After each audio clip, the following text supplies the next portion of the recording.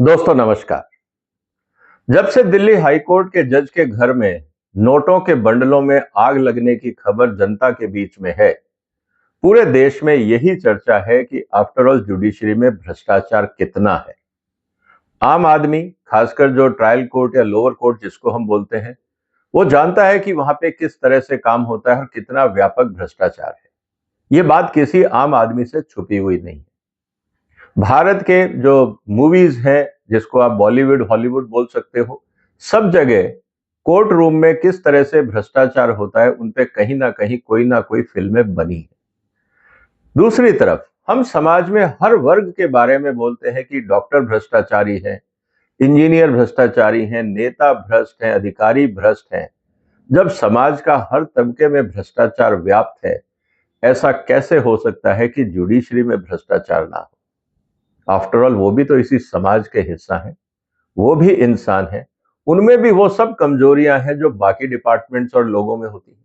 तो ये मानना कि हिंदुस्तान में जो हमारी न्यायपालिका है उसमें भ्रष्टाचार नहीं है, जैसा कहा जाता है कि शत्रुमुर्ख की तरह आप अपनी गर्दन रेत में दबा लोगे, तो इससे सच्चाई छुप नहीं सकती। लेकिन क्या भ्रष्टाचार सिर्फ भारत में है? ऐसा भी नहीं है। भ्रष्टाचार पूरी दुनिया में है, हर लेवल पे है। और कितना है इसकी चर्चा हम कभी और करेंगे, लेकिन दुनिया में कितनी तरह से भ्रष्टाचार होता है जुडिशरी में, उस पे जब हम बात करेंगे तब बातें हमें और बहुत कुछ समझ में आएंगी। तो दोस्तों इस वीडियो को पूरा देखिएगा। 10 तरह से कैसे भ्रष्टाचार होता है, 10 की 10 चीजें मैं आपको बताऊंगा, इसलिए अंत तक वीडियो देखिएगा। आपके आसपास अगर आपका कोई जुडिशरी से अनुभव रहा है, कोर्ट्स का अनुभव रहा है, दोस्तों ने आपको किस्से कहानियां सुनाई होंगी, आप जरा उनको ध्यान से इन बातों के साथ कोरिलेट करिए कि क्या इस तरह की चर्चाएं समाज में होती हैं या नहीं। ये बात आपको समझनी होगी। सबसे इंपॉर्टेंट बात क्या है? एक प्रोवर्ब है, a judiciary that bends to power और wealth is no longer a court of justice but a market place of injustice. क्योंकि अगर आप न्याय खरीदने के लिए निकलते हैं तो फिर आप कुछ भी खरीद सकते हैं और बेचने वाला तो कुछ भी बेचेगा। तो फिर वो एक मंडी बन जाती है, कोर्ट रूम नहीं रहता। कोर्ट रूम में तो ये होता है, जब भी तो कहा जाता है जजेस की आंखों पे पट्टी की सामने कौन कितना पावरफुल खड़ा है, आपको ये नहीं देखना है। आपको वही करना है जो तथ्यों के आधार पे है। इसीलिए न्याय की देवी के माथे पर आंख पर पट्टी बांधी जाती थी, लेकिन अब वो पट्टी भी हटा दी है। उसका जस्टिफिकेशन ये है कि जब तक हम सच्चाई नहीं देखेंगे तो न्याय कैसे करेंगे। दोनों तरह के तर्क सामने हैं, लेकिन दोनों तर्कों के बीच में क्या भ्रष्टाचार खत्म हो जाएगा? ये डिपेंड करता है कि उस कुर्सी पे कौन बैठा है, उसकी नीयत क्या है। और ध्यान रखिएगा, वो भी इंसान है, उसकी भी कमजोरियां हैं, लालच उसमें भी है और बाकी कमजोरियां उसमें भी हैं, उसका भी असर उस पर होता है। रही बात जुडिशियल करप्शन को लेकर, जुडिशियल करप्शन में कहा जाता है कि it refers to corruption related to misconduct of जजेस। अब मिसकंडक्ट क्या है, ये 10 जो स्टेटमेंट मैं आपको दिखाऊंगा, आप उसको ध्यान से देखिएगा। थ्रू द रिसीविंग और गिविंग ब्राइब, रिश्वत एक है। Improper sentencing of convicted criminals, जिसको सजा मिलनी चाहिए, जैसे आजकल एक रेप केस को लेकर विवाद चल रहा है कि बच्ची के साथ बलात्कार का प्रयास किया गया या नहीं। समाज कहता है किया गया, जज महोदय कहते हैं नहीं किया गया। अब ये अपने आप में एक विवाद का मुद्दा देश में बन गया है। जुडिशियल एक्टिविज्म, जहां आपको काम नहीं करना है वहां आप जा रहे हैं। सरकार केस को कैसे अपॉइंट करती है, एक प्रोसीजर है, लेकिन कोर्ट की तरफ से उसमें दखलंदाजी। या एनवायरमेंटल मैटर्स पे, पॉलिसी मैटर्स पे ये कहना कि जो सरकार कर रही है वो हमें ठीक नहीं लगता। किसान आंदोलन के समय जो 3 कृषि कानून संसद ने पास किए, उन पे स्टे लगाना क्या कोर्ट का काम था? आपका व्याख्या करना काम था, स्टे लगाना कोर्ट का काम नहीं था। क्यों लगाए गए? क्या ये जुडिशियल एक्टिविज्म में आता है या नहीं? Bias in the hearing and judgment of arguments, आप किसकी सुनेंगे किसकी नहीं सुनेंगे। रातों रात कोर्ट बैठना, लेट आवर्स में कोर्ट बैठना, किसी पॉलिटिकल लीडर को चुनाव से पहले कैंपेनिंग के लिए छोड़ देना, बाकियों को नहीं छोड़ना। आउट ऑफ टर्न, क्योंकि कोई चीफ मिनिस्टर है तो उसकी हियरिंग प्रायोरिटी पे कर देना, बाकी लोगों की हियरिंग लाइन से होगी। क्या ये सब बायसनेस नहीं है?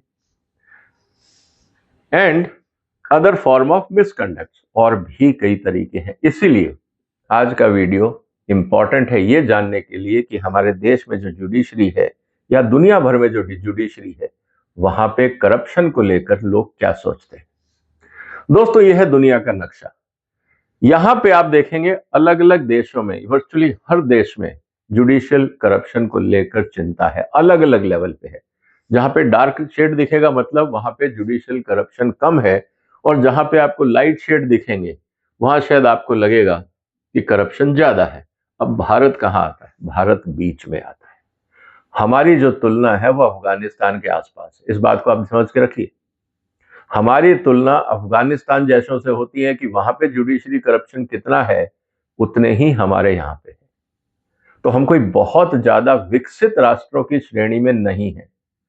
जो हम अपने आप को 2047 तक विकसित राष्ट्र बनाना चाह रहे हैं, क्या हम विकसित राष्ट्रों की तरह जुडिशरी से करप्शन खत्म कर पाएंगे?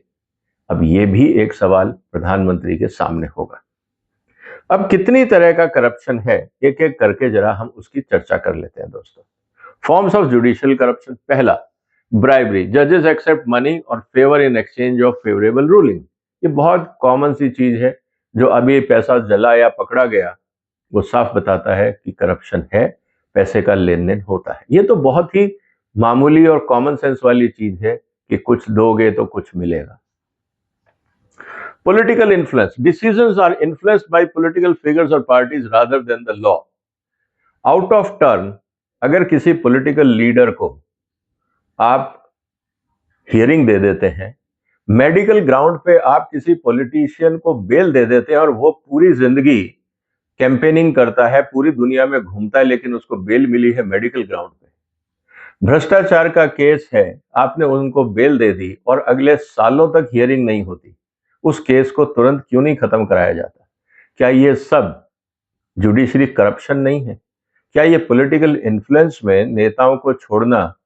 अगर आप संसद का देखें, मैंने एक वीडियो बनाया कि अगर आपने भ्रष्टाचार किया या क्राइम किया, आप पॉलिटिकल पार्टी ज्वाइन कर लीजिए।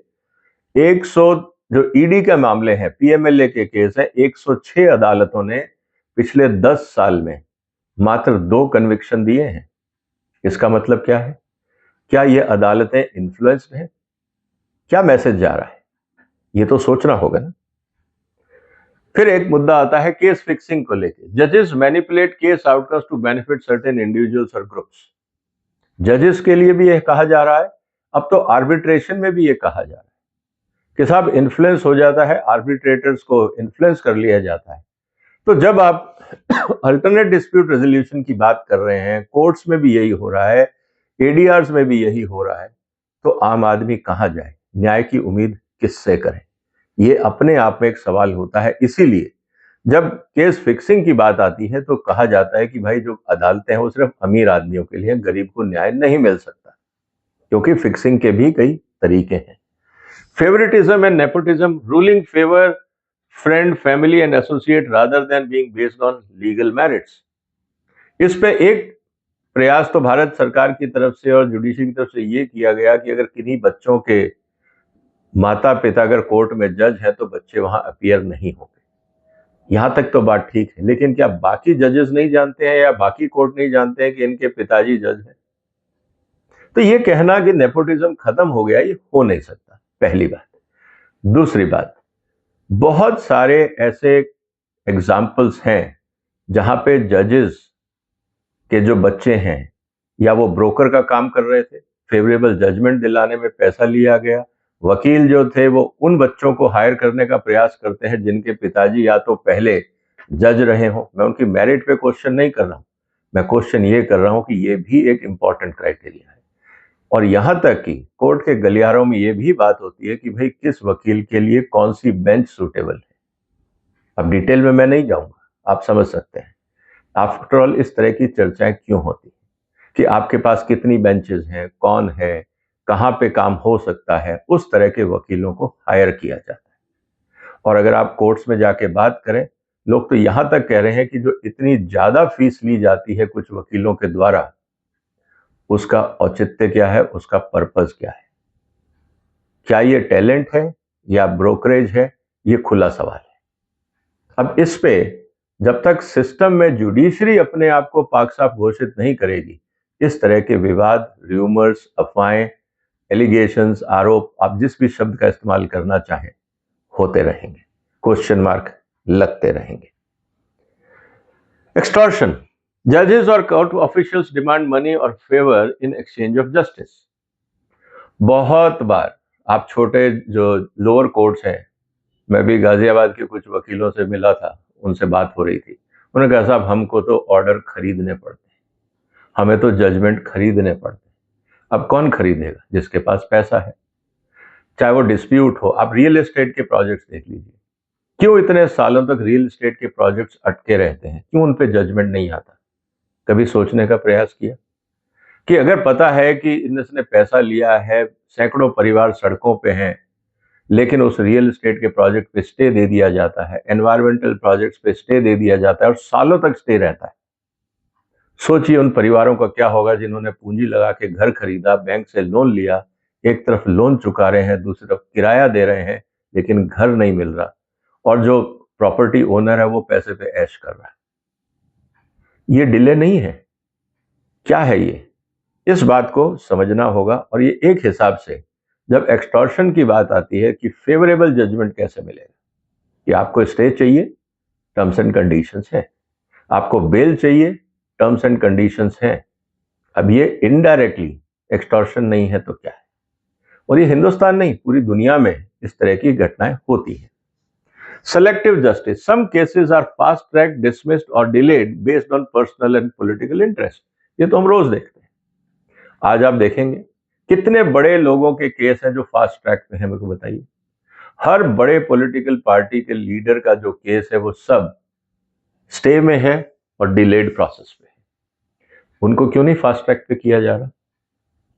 सवाल ये उठ जाता है।